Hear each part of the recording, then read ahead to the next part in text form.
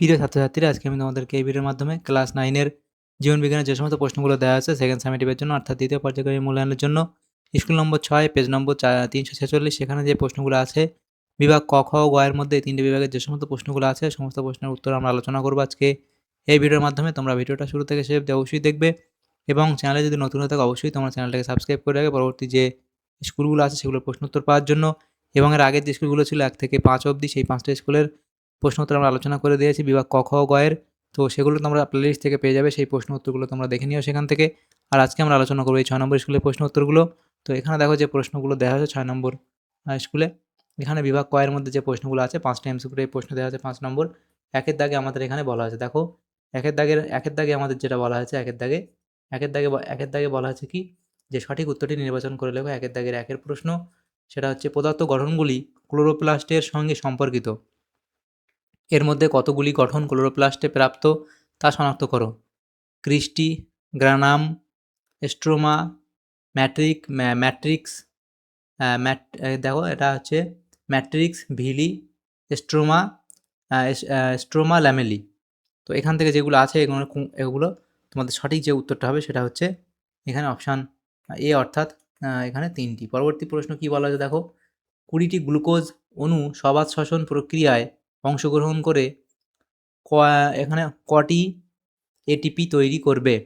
তাহলে দেখো এখানে আমাদের কত হবে, এখানে আমাদের এটা হবে 20টি বলা হয়েছে, তাহলে এটা আমাদের 760টি হবে। পরবর্তী প্রশ্ন কি বলা হয়েছে, মানব শিশুর দন্ত সংকেতটি শনাক্ত করো। তো মানব শিশুর দন্ত সংকেত, তো সেটা এখানে হবে এখানে দেখো এইটা হবে অপশান ডি হবে সঠিক উত্তর। 4 দাগের প্রশ্ন বলা আছে শ্বাসবায়ু প্রবাহের সঠিক ক্রমটি চিহ্নিত করো।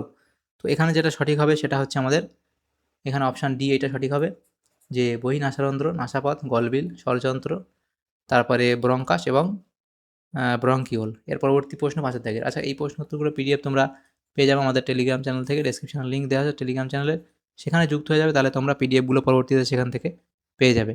তো এখানে দেখো 5 দাগের যে প্রশ্ন, এখানে কি বলা হয়েছে দেখো 5 দাগের প্রশ্নতে, 5 দাগের প্রশ্নতে বলা হয়েছে দেখো, যে প্রদত্ত কোন বিকল্পটি রক্তের শ্রেণী ও দাতা গ্রহিতা সম্পর্ক সঠিকভাবে নিরূপণ করে।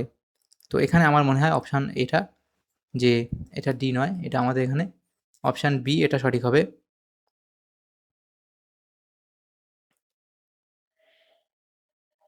এর পরবর্তী যে প্রশ্নগুলো আছে দেখো, সেগুলো কি বলা আছে দেখো, সেটা হচ্ছে বিভাগ খ। সেখানে যে প্রশ্নগুলো আছে 10টা প্রশ্ন 1 নম্বর করে দেওয়া হয়েছে 10 নম্বর। 2 এর দাগে বলা আছে নিচের প্রশ্নগুলির নির্দেশ মতো উত্তর দাও। 2 এর দাগের এ, একটি বাক্যে উত্তর দাও। 1 নম্বর প্রশ্ন, হিমোসিল কি? তাহলে হিমোসিল কি তোমরা সেটা লিখবে, যে পতঙ্গ বা সন্ধিপদ প্রাণীদের রক্তপূর্ণ দেহ গহ্বরকে হিমোসিল বলে। তাহলে কি লিখবে, পতঙ্গ বা সন্ধিপদ, পতঙ্গ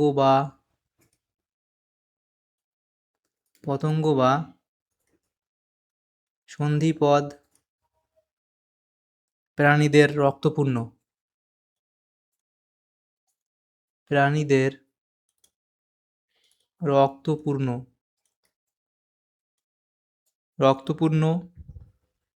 দেহ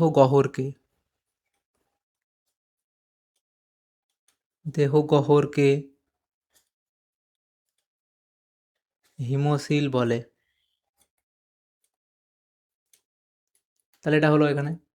এর পরবর্তী প্রশ্ন, সক্রিয় পরিবহনের একটি উদাহরণ দাও।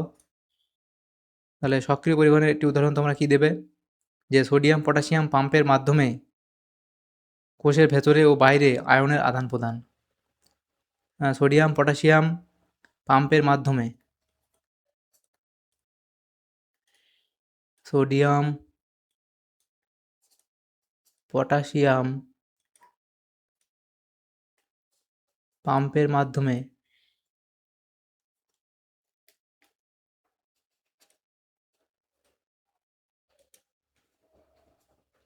সোডিয়াম পটাশিয়াম পাম্পের মাধ্যমে কোষের ভেতরে ও বাইরে আয়নের কোষের ভেতরে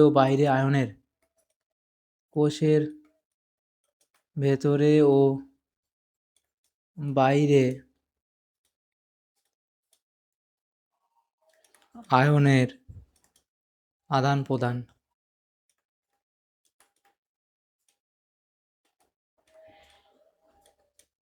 আচ্ছা, এটা হলো।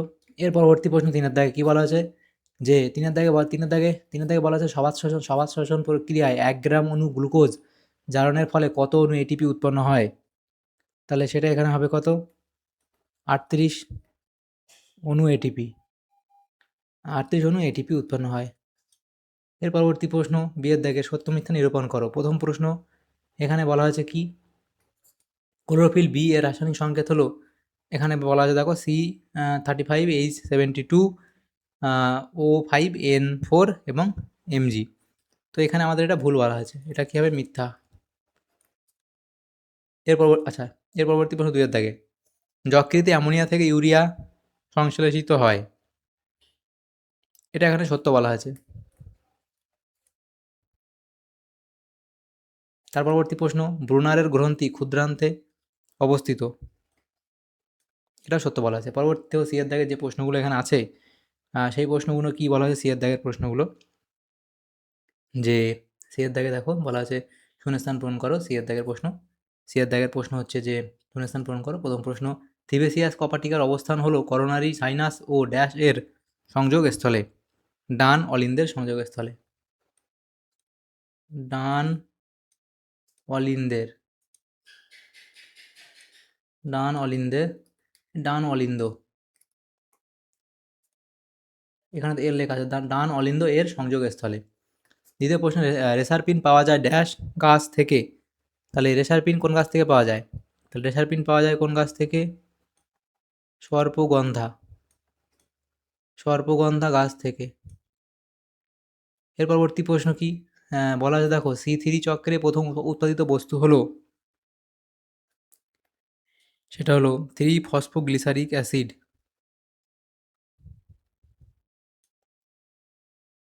ফসফোগ্লিসারিক